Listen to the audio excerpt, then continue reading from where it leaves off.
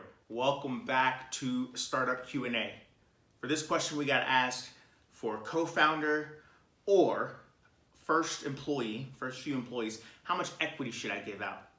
I'm going to give you the consultant answer. It really depends. It depends on a lot of things. It depends on where you are in your startup. If you're building a startup and you're a college student and you're bringing on a technical person who is also a college student, it might be worth it to just give them 50% equity. And that way you guys can make funding decisions kind of half and half.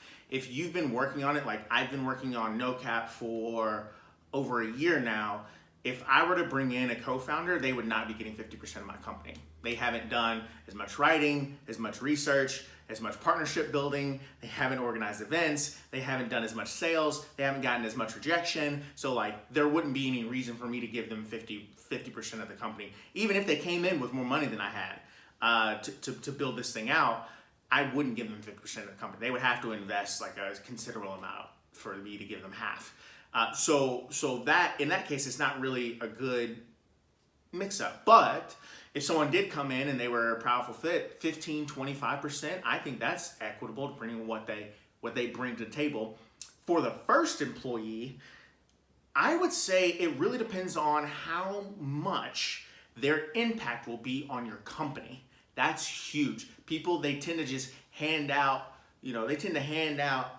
equity like they're a dentist giving out suckers to kids. Like, don't do that. Know what they're bringing to the table. If you need a technical co-founder, or if you have a technical co-founder and you know that if you hire an engineer, they will materially increase either your valuation, your investor prospects, or your customer base. If you can say, hey, if I had 40 more hours a week of good, solid work on this particular product using Ruby on Rails, and that person is a Ruby on Rails enthusiast, and they know what they're doing, and they give you 40 hours a week, then you know that you can probably increase your user base by 25, 30%. That's worth some equity. That's not something that you give 0.5% on.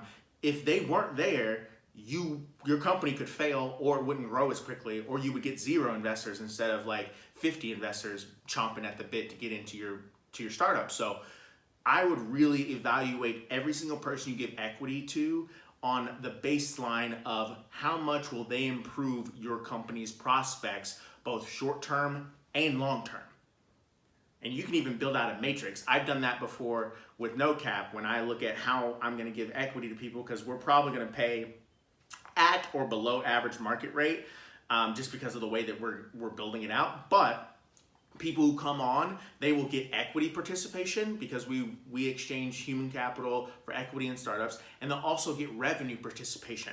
So when we do some of our other things like events, putting on, working with corporations, performing hackathons, working with cities, you name it. If we're able to generate revenue from that piece and not from the equity piece, then they'll also get participation in that. So which means that I might be paying them 65 to 75K, but with their equity appreciation, they might be able to be a junior developer at KnowCap and make 200, 250, 300K. Not only that, but they get equity participation as well, which means that they can make $2 million in 10 years. So that to me is more valuable than paying 150K. But it's not as valuable as giving up 40% of my company. So that's the way that you should kind of mentally go through every single step. And it really helps if you have a hiring plan. Who you want to hire, when you want to hire them, and at what revenue would you hire them at. That'll also kind of make some sense into, hey, I think market rate is this much, but I think I can probably offer a little less, give them a little equity. They'll be material in how we grow this business. So hopefully all of that helps. I kind of ran through that, but hopefully it all makes sense. I know I talk fast when I'm excited and love kind of giving these videos. So if you're on LinkedIn, hit a like button. I don't know where it'll be, but hit the like button. If you have a question, go ahead and send over a comment, and we'll try to address that as soon as we can, because we have a long queue of questions to answer. If you're on YouTube, go ahead and subscribe. Give us a thumbs up, because that helps us with those algorithms as well. But same thing, if you have a question, go ahead and send it over. We'll address it as soon as we can. Thank you so much for your time. Look forward to spending more time with you over the next coming weeks, because as we try to put out a lot of videos.